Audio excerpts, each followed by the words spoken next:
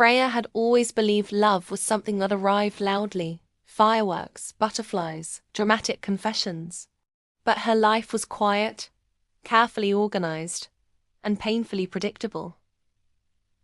Until Chozi Lee ruined the plan. It started with a lie. Freya's cousin was getting married, and as usual, the questions were waiting for her like mosquitoes in summer. Are you seeing anyone? When is your turn?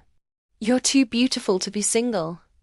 Desperate to escape the interrogation, Freya blurted out the first thing that came to mind. I'm bringing my boyfriend.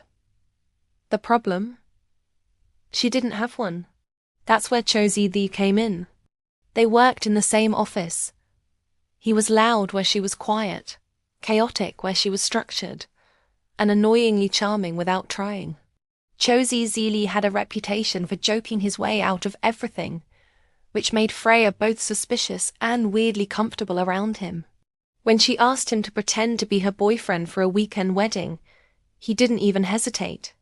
Fake boyfriend package, he said with a grin. Includes hand-holding, jealous stares, and premium smiling service. Freya rolled her eyes. You're impossible.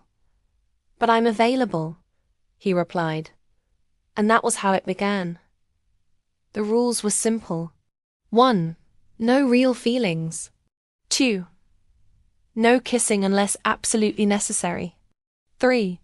No complicated explanations after the weekend. Chozi Lee agreed easily, though the sparkle in his eyes suggested he didn't take rules seriously. At the wedding, he played his role flawlessly. He held her hand like it belonged there. He pulled out chairs for her. He whispered jokes during long speeches that made her struggle not to laugh. He looked at her with a softness that felt dangerously convincing. Too convincing. At one point, Freya's aunt leaned over and said, "That boy looks at you like you're home." Freya laughed it off, but her chest tightened, because she had noticed it too. The turning point came during the slow dance. Freya hadn't expected Chozi Lee to be a good dancer. But as his hand rested gently on her waist and they moved in slow circles, something shifted. The noise faded. The lights blurred. And the fake suddenly felt real. "You're staring," Chozi Lee murmured. "I'm studying the performance," Freya replied. He smiled softly. What if it's not a performance? Her heart stumbled. That breaks rule number 1, she said.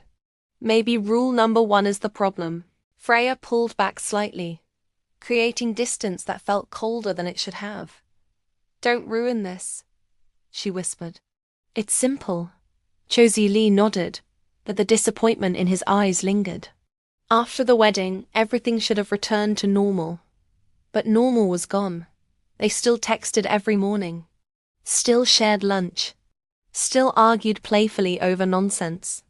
Still found excuses to be around each other. Except now, every accidental touch lingered too long. Every smile carried unspoken meaning. Every silence felt heavy with things neither dared to say. Freya told herself it was temporary. That emotions were just confusion. That the arrangement had blurred boundaries. But Chozi Lee seemed different. Quieter, careful, as if protecting himself. And somehow, that hurt more. The truth finally surfaced on a rainy evening. Freya had stayed late at work, drowning in spreadsheets and pretending not to think about him. When she stepped outside, the rain was relentless, and Chozi Lee was standing there with an umbrella. "You forgot your jacket," he said. Freya stared at him. "You waited?" He shrugged. "Someone has to take care of my fake girlfriend." The word *fake* stung. Freya swallowed. "Why do you keep doing this?" "Doing what?" "Showing up. Being kind. Like this matters." Chozi Lee's smile faded. "Because it does." The rain intensified, drumming around them as silence stretched. Freya's voice trembled. "It wasn't supposed to be real." "I know," he said softly. "But feelings don't follow contracts. Her chest tightened.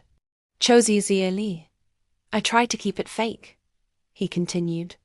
But somewhere between your sarcastic comments, your terrible coffee choices, and the way you pretend to be strong all the time, I fell for you. Freya's heart raced. And I don't expect you to feel the same, he added quickly. I just needed to stop pretending. He turned to leave, but Freya grabbed his hand. For once, she didn't overthink, didn't analyze, didn't hide behind logic. You're not the only one who broke rule number 1, she whispered. Chozi Zili looked back, surprise flooding his face. Freya smiled nervously. I think, somewhere between your stupid jokes and the way you look at me like I matter, I fell too. The relief in his eyes was immediate, raw and overwhelming.